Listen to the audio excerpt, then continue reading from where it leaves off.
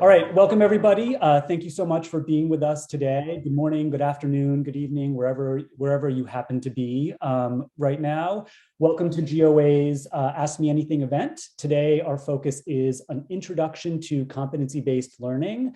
We're looking forward to a fantastic discussion among a panel of experts, practitioners, practitioner experts around what competency-based learning is, why it matters, and how to get started. And our hope for you is that you'll leave this session with a deeper understanding of what competency-based learning is, and also hopefully some introductory ideas for how you might bring some of these strategies and this approach to your schools.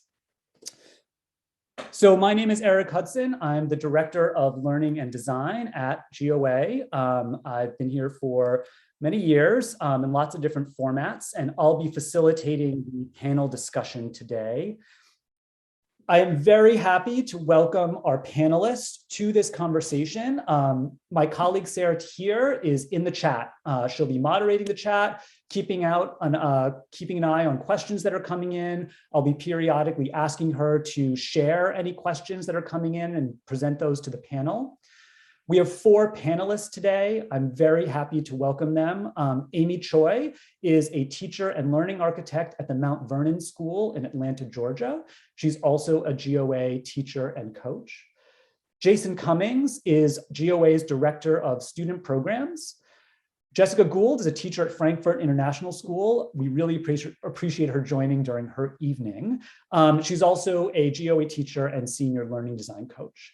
And we also have Elliot Levine. He is the research director at the Aurora Institute, which has really led the field in researching and defining competency-based learning or competency-based education, as Aurora calls it. And we are thrilled that his deep background knowledge and expertise is going to be a part of this conversation. All right. So I want to offer just a couple of quick slides to give a high-level picture of competency-based learning. And then I'm going to ask Elliot to offer some background and some of the research insights around what CBL is. And then we'll open up to the panel for some questions.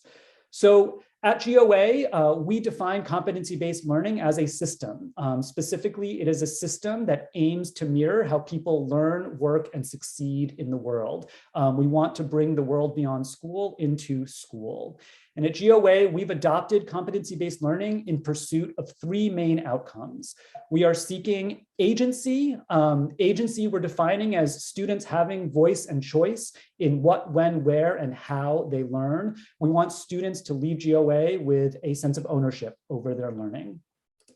We're also pursuing equity. We want all students to be known deeply. We want all students to be empowered to learn. And we want to make sure that the systems and structures that define GOA allow all students to meet high expectations. And finally, we're pursuing transfer. Transfer is evidence of learning. It's the ability to take something learned in one context and move it into another context. So we want the kind of work our students do in our courses to be cognitively complex. We want students to be regularly accessing prior knowledge and able to apply it in new and novel ways. And I'm sure we'll get into that more during this conversation.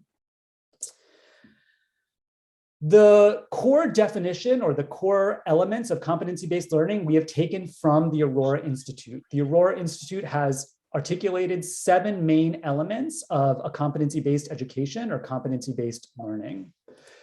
The first is students are empowered daily to make important decisions about their learning experiences, how they will create and apply knowledge, and how they will demonstrate their learning.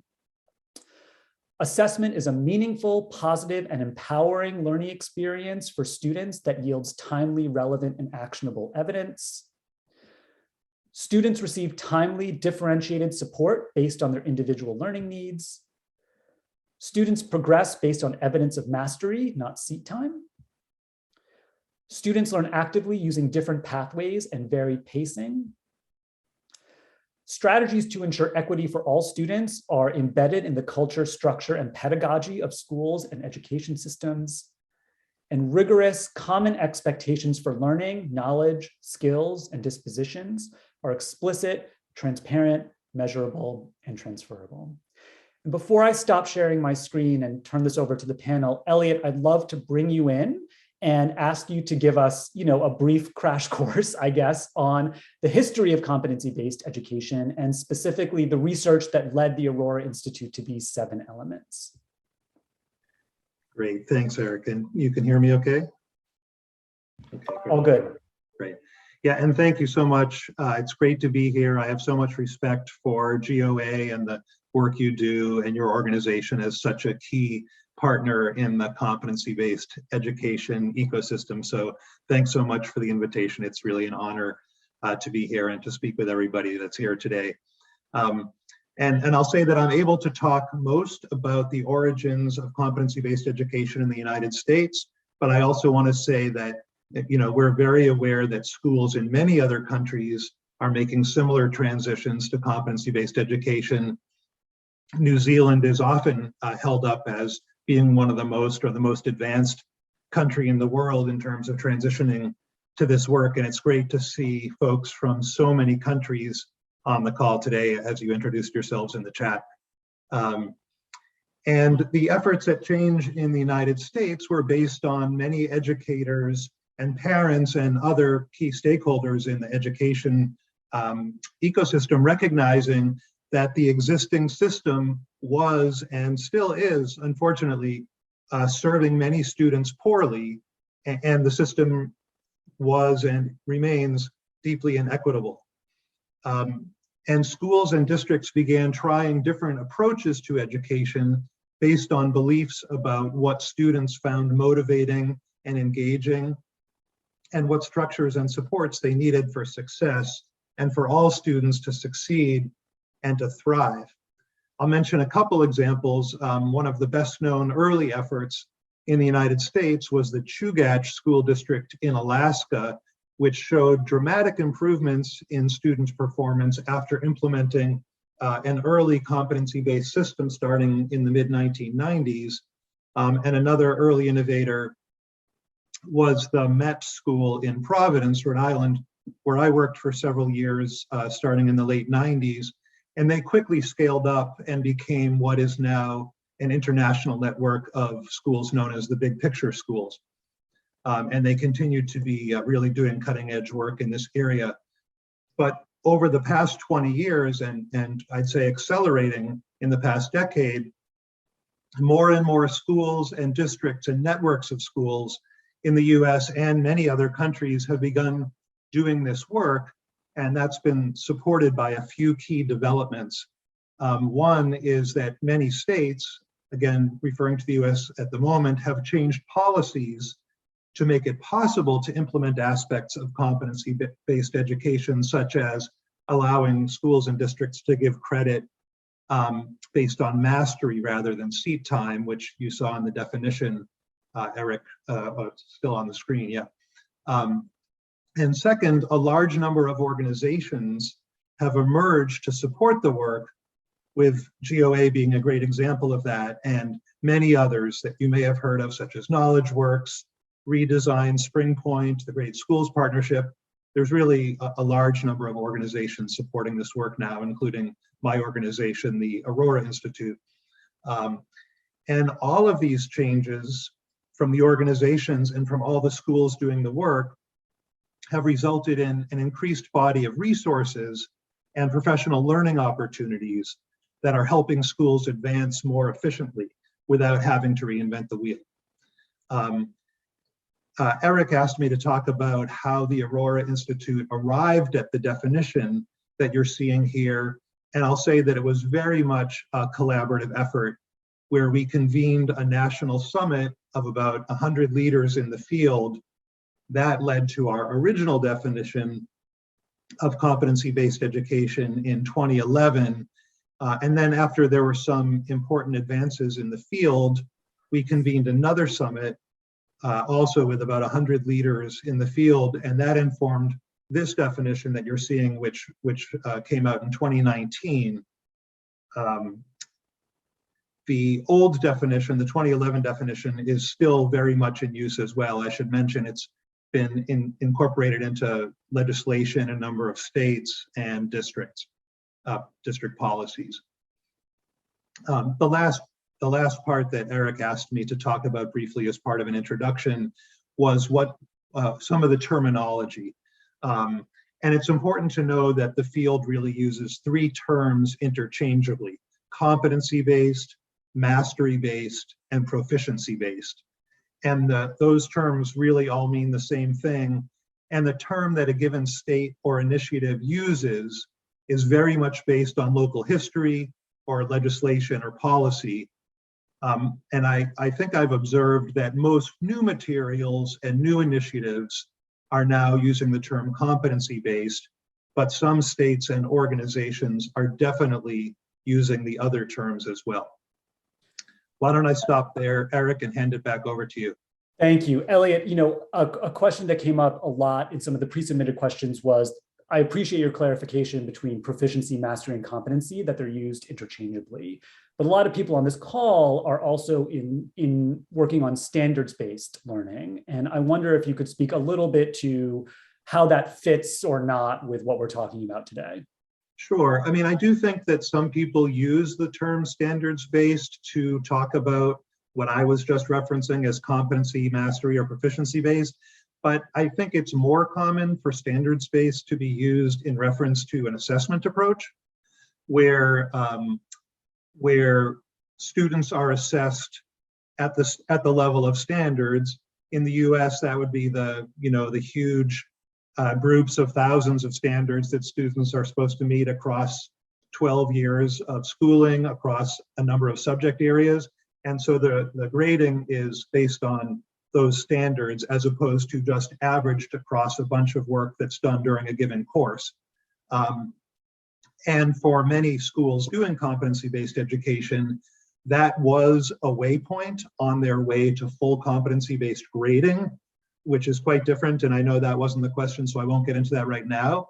But I'll say that standards-based is not, I'd say, in wide use to reference this larger strategy of competency-based education. Okay, that's helpful. And we will definitely get into grades during this conversation. So thank you for that.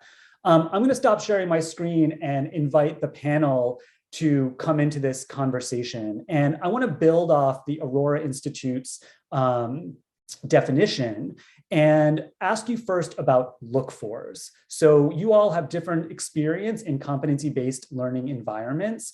And so if anyone on this call were to walk into a competency-based school or a competency-based learning environment, can you offer some concrete examples of things that they would see or hear, things that might look different from a more traditional learning environment, or things that might look the same? And please jump in, whoever wants to go first. I can jump in, Eric. One particular thing that we've been leaning on in shifting more and more fully away from traditional assessment based on points and grades and more toward the conversation between teachers and students being about competencies, learning outcomes, and the proficiency ratings that students see on rubrics, is shifting the conversation between teachers and students from why did I get points off here to I see that I'm not quite meeting the standard or I'm still developing on this skill, how can I improve in that area? So really moving away from that traditional way of talking about, will this be on the test? Does this count? How many points is it worth? To these are the three broad competency areas I'm working on in the course, and I can see which ones I'm strong in, which ones I'm weak in, and I want to have a conversation with my teacher about how to grow in those areas.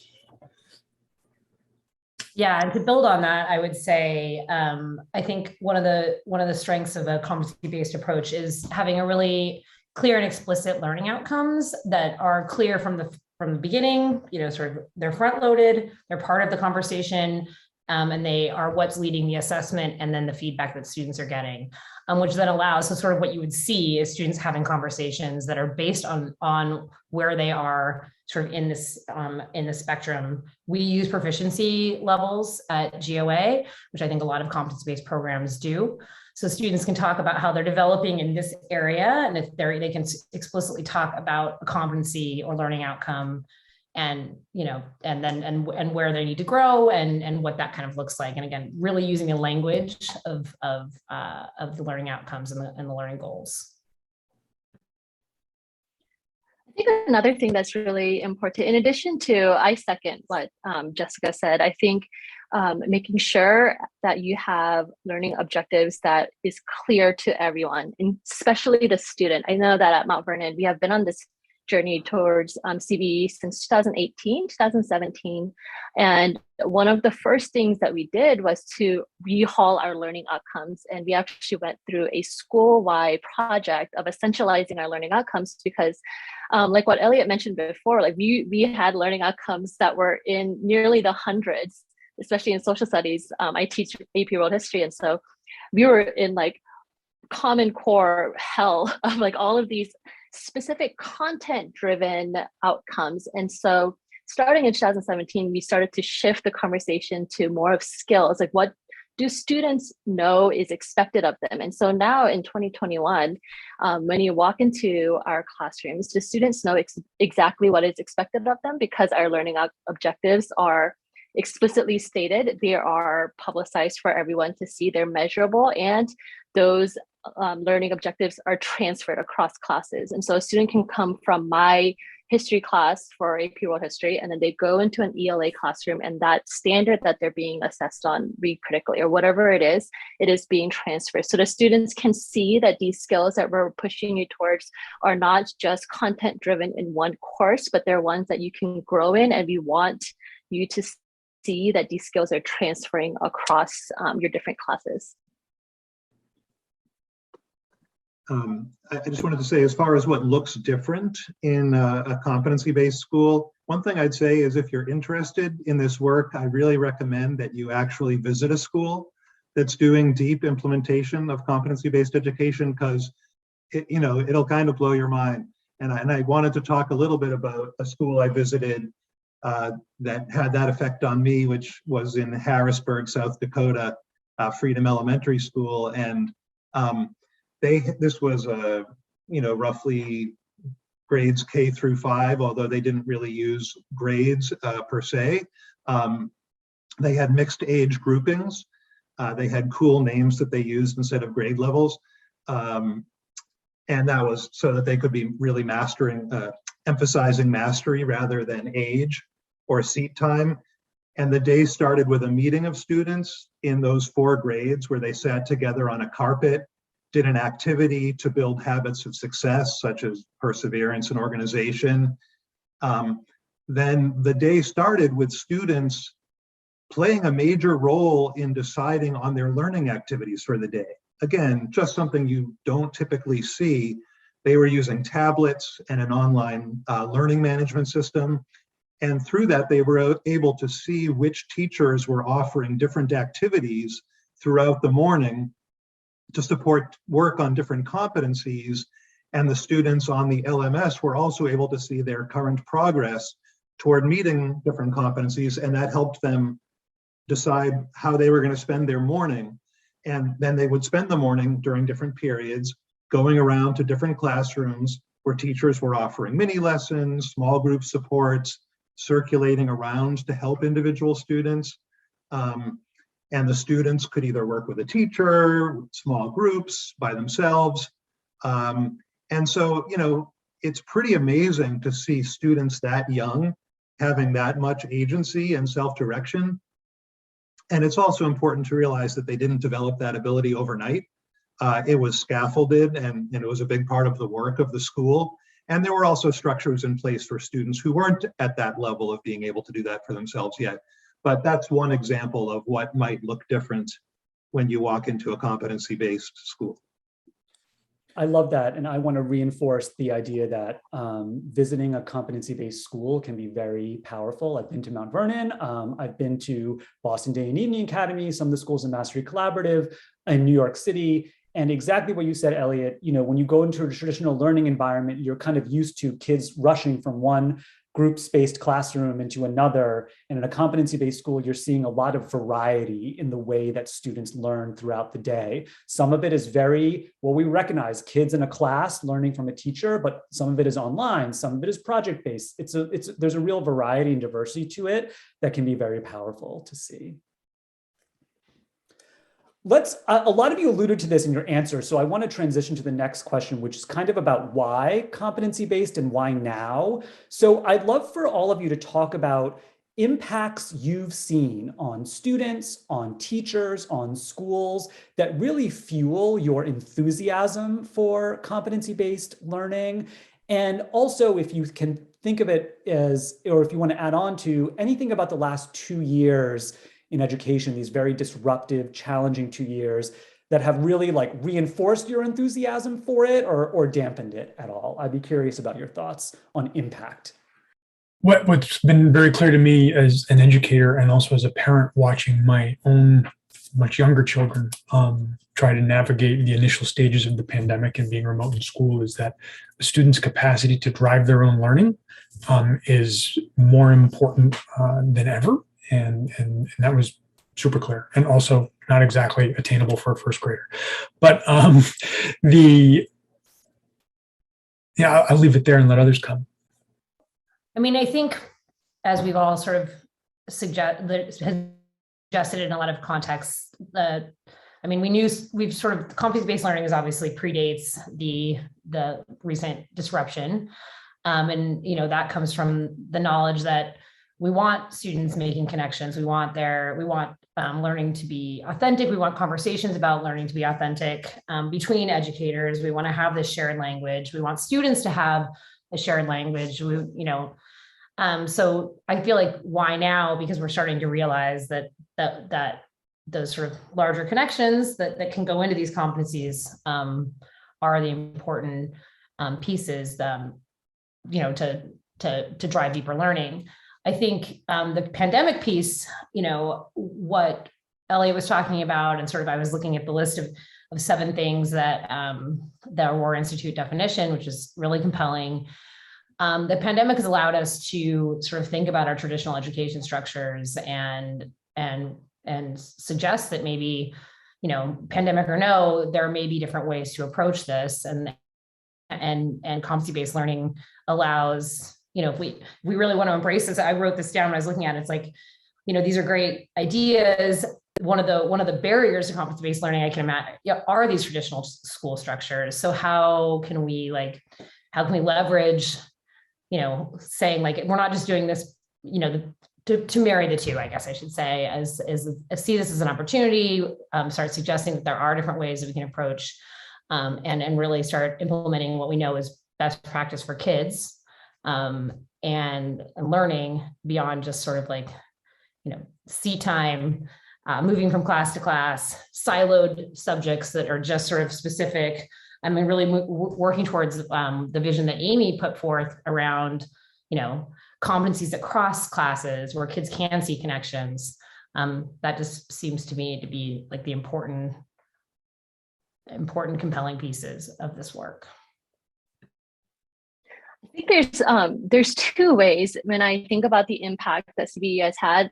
The first, like I mentioned earlier, like what Jessica just said, is in the impact that it's had on students, because the students know exactly what they are working on. They know that they can grow in this area. So for example, previously when it was like the grade book categories were in homework or projects, you just received the grade as a project. So I guess in a way you could say like, oh, I'm really good at projects. I'm not so good at tests, if that was the categories in the grade book. But now what I love is the students know exactly, they can come into my class and be like, Miss Choi, I am not a good writer, but then we can grow in that specific skill. And what I love that one of our teachers at Mount Vernon did this year is, as our courses changed, we're in a modular schedule. And so her time with the class was ending, and that student was actually then going to come into my class. She had the student open up and see how she's doing in these competencies and pick one area that she felt like she had grown in. And then she wrote a letter to me saying, I've grown a lot in this write effectively competency, and I would love to grow, to continue to grow this in your class. And I picked her up from her ELA class. She came into my AP Gov class, and immediately we worked on Write Effectively. The student knows exactly how they can grow. So I think that impact alone of the students knowing that if this is an area that I'm not confident in, I can grow in it with a teacher and it's transferable. And I know that I can reach this because it is targeted. It says Write Effectively, read critically. That's the one impact on students. I will say for teachers, the other really great impact that I've seen on teachers here at our school is, again, like I've mentioned, it's been a long journey for us. Mount Vernon has been on this since 2018. And it's brought the teachers together by forcing us to talk about our assessment. So in 2018, we drafted our grading and assessment philosophy as a living document. So they actually introduced it to us in August, and it just said very basic things like, this is how we feel about grading. This is how we feel are important to assess a student. And then they actually left that document living and open for all teachers to comment, to edit for several months. And then we drafted a new assessment philosophy, and then we worked on it again. And so by inviting teachers into this conversation of what do you mean by teaching, at first it was a little bit like vulnerable, because previously teachers hadn't been allowed in this conversation of assessment, but now we wanted the entire community of faculty members to say, like, when you say this is what is important in my class, we're going to share it. So allowing teachers into that conversation to develop assessment philosophy. Once that document was made, then we said, well, if this is the document, we need to make sure that across disciplines, we are speaking in the same language. And so it forced us to norm with each other. When we're saying, assessment levels or performance levels, competent proficiency scales, these have to be normed across classes. And that probably was one of the largest hurdles that we faced. But again, we didn't rush into it. I think Mount Vernon did a really good job of easing us into it by saying, what are you saying if this is an A? What are you saying if this is a B? So allowing teachers to, I guess I say allowing, but a lot of times as a teacher, when I was in it, I was like being forced into it. Like, I don't want to explain why this is a B, but by continuing to allow teachers to discuss what is assessment, that then meant that when we were talking about making these competencies that we were going to make transferred across classes, we knew what that skill meant because we had normed from it. So I think those are the two ways that I feel like in terms of impact, it is impact of students. They know exactly what is expected of them. They know that they can grow in it because it's transferred across courses. And then for teachers, although it is hard at first to justify your assessment, by having these proficiency levels, you are allowing teachers to feel like they have ownership over the grades that they are giving to students, the assessment, the evaluations that they're doing, and they're a part of a greater conversation. You are not siloed by yourself. Two things that Amy just said that really resonate with me. We have, like many schools, are transitioning our program towards a more comprehensive competency-based way of assessment. And we had 20-some sections really going all in this past semester at GOA, and got the students together at the end in some small focus groups to talk about what had really worked, where we need to improve our approaches and our systems. And one thing that came across really clearly from the students is that a thing they really liked about the approach was that they knew exactly what skills they were driving at, and they knew exactly from the teacher's feedback how to improve in those areas. And that came across in the 4 different focus groups we ran. That's something really consistent that we're thrilled with.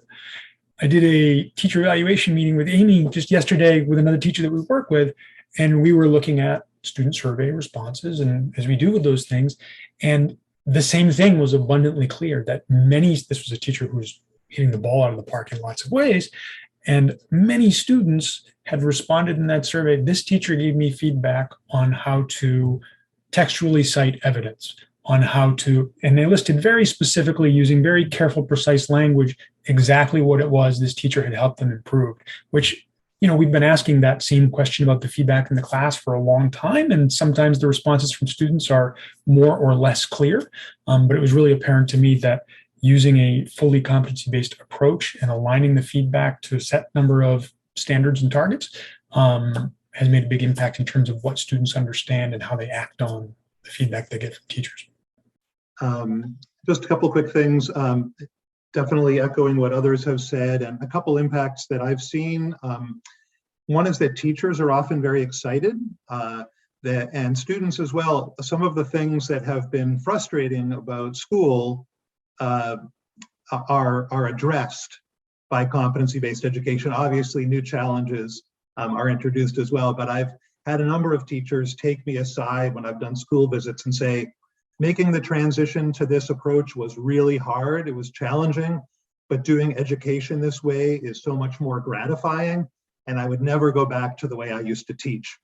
And some of the things that frustrate students, such as things about the system that feel unfair and demoralizing, like having to redo a whole course because you had a few bad weeks, or instead of just having to redo the work that you haven't been able to demonstrate mastery on yet. Students developing deeper understanding because they're involved in a lot of self-assessment and so on. Those are all impacts that I think make a really big difference and make students and teachers in these systems often feel more satisfied. And just a final to reiterate something that Amy said that I think as a companion to the student piece, the opportunity for collaboration amongst teachers once we have a shared language, I think is really, when we talk about competencies being transferable between classes, we're talking about, fundamental skills, analyzing data, like we're all talking about that. Let's make sure we're having that same conversation. It's the potential for collaboration and professional conversation, which used to feel very siloed maybe in departments, are sort of trans-departmental. We have, of course, talk about what that looks like in our department, but we can also make sure we're having those conversations to make it that much clearer for both teachers and students in the system. So. I really appreciate the sort of theme around transparency and agency, both for students and teachers, that's emerging from all of this. I think those are great sort of reasons to start this work and start moving towards it. I'm mindful of the time, so I want to break the remaining part before we take live questions into two sections. The first is going to be some challenges that people perceive in competency-based education, and then we'll do change management after that.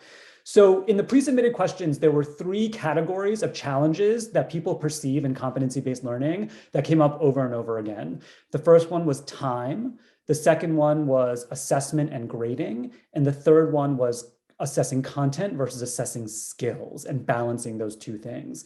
So I'd like to take them hopefully relatively quickly one by one. What guidance can any of you offer around approaching this question of time? Competency-based learning calls for flexible scheduling, flexible personalized pathways, a lot of different kinds of pacing. What guidance can you offer to a school which tends to be very time-based in increasing the flexibility and time needed for a competency-based approach?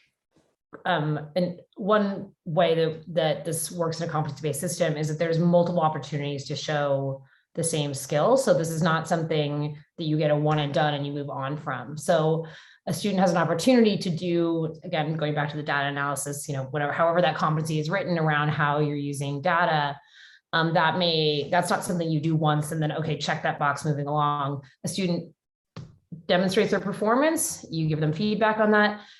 They don't necessarily need to, as Elliot mentioned earlier, redo that exact same thing, but they will revisit that skill in another context shortly.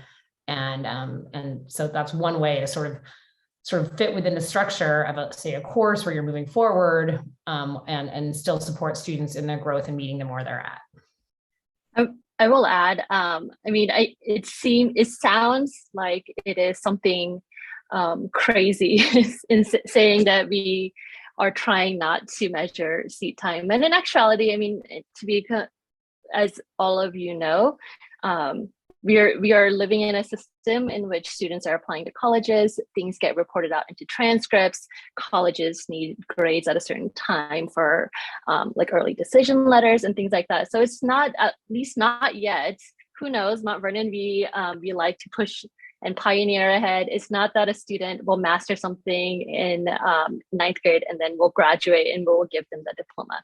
I think what Jessica said is correct in terms of rethinking the way that we think think of time and space as in spiraling skill. So it isn't like a one assignment done of this skill, but you'll get multiple opportunities to hit this skill across time. And I think another really important facet of CBE at Mount Vernon is the concept of like timely feedback and receiving feedback on that is forcing you to look at your learning, move forward if you hit that skill again. And so it's not necessarily a seat time as in you're done with this skill, you have mastered it, but it's more of how is this going to spiral through across your classes so that you can see that your concept of like, I am a good reader at the end of 10th grade. It's not necessarily like that you're a good reader and it will continue on to your future classes as well. So like that spiraling of skills across time is one way that I tried to shift my thinking, because it was when I first when they first introduced this to us, and I kept saying like, I'm a classroom teacher. Like, is a student going to leave my class because he says he has now mastered read critically? It's not like that. It's more of the spiraling of skills that we want the students to know exactly what they're doing. You know, this may be the obvious answer, and they say when you have a hammer in your hand, everything looks like a nail. But I think thinking creatively about the mix of in-person and online learning experiences can go a long way to helping students and schools reimagine and rethink what time looks like and what's time bound and what's not time bound. I know that's an easy thing to say when you work at GOA, but I think coming out of, or hopefully coming out of the pandemic, an awful lot of schools have had an awful lot more experience blending, mixing, using hybrid approaches than they would have before. And that perhaps is an opportunity to build on that, to design learning environments that are a little more fluid in terms of, a course isn't necessarily an online course or an in-person course. The design of the learning environment isn't necessarily just 50-minute blocks. There are different ways to think about this so that the kind of learning environment Elliot described in the elementary school, where the students pick where they want to go and they set their own goals and all of that, can be more fully facilitated, even in the context of a relatively traditional schedule in a school. Just a couple thoughts about time. One is doing some prioritizing around standards. And it's sort of like you're not allowed to say out loud that it's pretty much impossible to meaningfully cover the thousands of standards that comprise many state frameworks. But I feel that many schools that are doing competency-based education well are recognizing that and making strategic choices about which standards to emphasize with their competencies. And something that comes to mind, the Aurora Institute has a blog called Competency Works. A lot of the issues that we're zooming through here are addressed in more depth, and I would point you to GOA's blog too, which is just full of amazing answers to many of these questions. There's a blog post called "Let's Face It, It's Not Possible to Cover All the Standards," or something like that, and talks really about how do we make those decisions. Also, when you start using teacher time differently, less lecturing and more doing mini lessons and circulating and so on, you have much more time to support other aspects of what we're talking about here. So that's a big shift. And the last time-related strategy I'll mention is that when you're relying more heavily on student self-direction, learning management systems, and some of these other tools, the students aren't always waiting on the teacher to know what the next thing they need to do is, and that also kind of spreads out the teacher's time or makes it go further. Thank you for that. What about grades? There's organizations like the Mastery Transcript Consortium that many people on this call are familiar with. It's trying to create a gradeless transcript. Certainly there are non-traditional transcripts across the board. College admissions is a question here. Postgraduate education is a question here. How are you all navigating this question of grading, evaluation, and assessment in a competency-based context? So I think somebody alluded earlier that indeed we all live in the world, and there are external audiences that need certain things from us at this point in time. We've started thinking of it as, what do we want in the foreground for whom, and what do we want in the background for whom? And so we've built systems and structures in our courses such that between students and teachers, competencies, learning outcomes, proficiency ratings, the feedback related with those things are in the foreground all the time. Yes, they're getting a grade. Yes, they can see what it is at all times, but we try to have that recede into the background for teachers and students as much as possible. And yet we know that we need to report out to external audiences, to schools, to college counselors. Students apply to college, and that their schools and colleges use grades. And so we know that for those folks, when they receive a report from us, they need that information, that snapshot, that grade in the foreground. And we still provide them with the competencies and the feedback and all of that. But we are cognizant of the fact that for certain purposes, for certain audiences, that external snapshot is something they really need. So that's something, the foreground background piece is how we've tried to navigate that. I mean, like I've mentioned before, I am in Georgia and we have the Hope Scholarship. I mean, we have to report out on grades. One of the earliest things that we did in our journey to CBE was to shift from number grades to letter grades. And so that was a part of our assessment philosophy that we drafted. It came out in the second draft that came out in 2018. So then that meant, what does it mean to be an A? What does it mean to be a B? So that shift initially to go from like an 88 to now a B was the first step that we took. The second step was then we're on a 4-level scale on our assessment so that we norm across regardless of which class you're in. We know our assessment, our proficiency scales are novice, emerging, proficient, and advanced. A proficient is competent. That means that you understand what is expected of you. And so I will say, Eric, you asked us earlier, like some of the challenges that we've faced is this shift in thinking of saying like my child is a A+ student in math to now like I am proficient in geometric reason. I don't know, I shouldn't have given a math example. I am proficient in angles. I am growing in my statistical reasoning, something like that. So that we shifted from numbers to letters, and now those letters are proficiency scales. And those are broken down into different skill sets that are across classes. I mean, I think there's, depending on what the structures and that schools are working with it. I mean, if this is a school level transition, I think that provide, that those are conversations that schools have in terms of how are they reporting out information? Are they reporting out at the competency level? Are they bringing are they sort of collapsing things into some sort of one grade number level, whatever that looks like. I've certainly worked and seen systems where it's more of a competency-based reporting. There's not a number at the end, as Eric mentioned.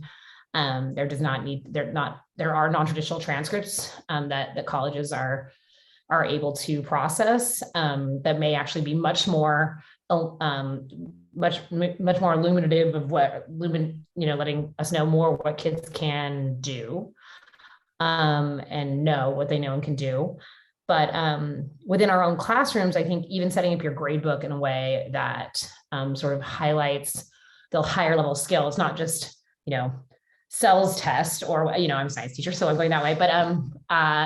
But instead is actually labeling and naming things in such a way and reporting out the different skills or specific content pieces that are being assessed there may be a way to report in a more transparent way for kids. That's sort of at the micro level as opposed to the macro level. Just one other point around this is that the grading changes that we're trying to achieve in competency-based education require a major mindset shift among the culture and the stakeholders of a given school or district or state. And it's just really deeply ingrained in our culture that it's unfair to give students multiple chances to demonstrate mastery or to improve based on feedback or things that in the real world we do all the time. But for some reason it's seen as unfair or not a true demonstration of mastery if you do it in school. And so doing that outreach and education to the relevant communities over time to help them understand the philosophy behind these approaches to grading is a really important leverage point in order to be able to make some of these changes more at the micro level within the school. Yeah, I'll just stop there. No, I really appreciate that. In many ways, grades are the symptom, they are not the disease. And this idea of thinking there's an enormous amount of research on effective grading. It's not about getting rid of grades. It's about really thinking carefully about what underlies our practices and how inconsistent and inequitable they might be, and starting there for the conversation. With full awareness of the irony of like trying to talk about a non-time-based system, we have a hard stop in 8 minutes. So I want to close with a question about change management and maybe squeeze in a live question. So specifically, can you offer an action item that someone can take to begin this work at their school? And I would love for you to think about it from the perspective of a classroom-based teacher, but also the institution. This is not a teacher-only effort, and it's not a school leader-only effort. Things need to happen in both environments. So what's an action item or a suggestion you would have for getting started in this transition towards competency-based learning? I think starting that prioritization process that Elliot mentioned, and starting to think about and having conversations around what these competencies may actually be, what is important for students to know and be able to do when they leave your class, and that can start once you sort of have thought that way. You can start thinking outside your class, looking for cross-curricular connections, hopefully finding others that you can start having these conversations with, and that can be supported from an institutional perspective, sort of at the building leader level, but also at the teacher level. Well, I was gonna actually just say what Jessica mentioned is right. When we say competency-based education, you have to figure out your competencies. And so for us at Mount Vernon, we started off actually thinking about grading. And then the following year, we started to think about competencies. And so we spent about 2 years including some work done by grant work over the summer on what exactly will be our competencies. You essentialize everything basically at Mount Vernon, we combine the humanities. So instead of having separate outcomes for ELA courses and social science classes, we made a set of 6 competencies for humanities. And then we worked with those and we lived within it for a year. And then in the summer, we rethink, did these work? Was I actually assessing what I said I was going to? And then we slowly moved that out to science courses, figuring out what are their 4 or 5 competencies. The math team has also done that. So one action item for teachers, if you want it, for classroom teachers, would be, what am I actually assessing? What is a skill that I'm assessing, that I'm doing frequently, and see if that is shared with other teachers, and start to talk about what is the overall, try to figure out the 3-4 things that in every single one of our courses, this is the skill that we're working towards. So for example, I teach AP classes, which is probably the most traditional of environments, but I share competencies from AP US history to AP world history. And so that was a conversation we have to share. What are the skills? And I think maybe that's one way to start the conversation with other classroom teachers. I was building on some things that have already been said. I would suggest sit down and try to write out the 3 to 5 big picture competencies you hope to be imparting on your students. And if you can do that with 3 or 4 colleagues, maybe in the same department or maybe in adjacent disciplines, and compare notes about where there's common ground, I think you're probably taking a really positive first step. One piece of advice or a place to start would be, don't reinvent the wheel. A lot of this work is so time intensive and complicated, and lots of other people have done it already. And there's a lot of resources in books and websites and micro-credentials and professional learning offerings from GOA and many others. Don't try to struggle through it as if it hasn't been done before. Grab some of the resources that are out there. And all of the organizations doing work in this field have various ways that point you to what those resources are. So just as an example, what Jason and Jessica and Amy, I believe, all touched on the issue of developing competencies. And there are open source competencies that organizations have put on the web that are a great starting point. It's like putting model work in front of students. You can see competencies that other people have already sweated over for years and refined.